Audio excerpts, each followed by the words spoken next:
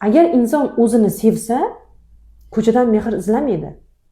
Chunki u o'zini sevgandan keyin bizlarga ustozimiz aytardilar, agar sen o'zingni sevsang, birinchi kimnidir sevgan paytingizda qanaqa bo'lasiz? Emotsiyalaringiz qanaqa bo'ladi? Uni ko'rsangiz, uni ko'rmagan vaqtingizda qiynalib, uni ko'rgingiz kelaveradi-ku.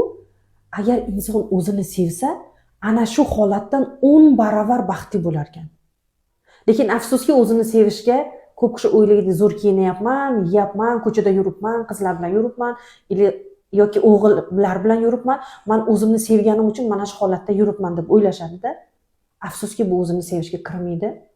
O'zini sevish degani bu boshqa bir tema. Aytib berishga harakat qilaman. Keling, hozir qisqagina aytaman.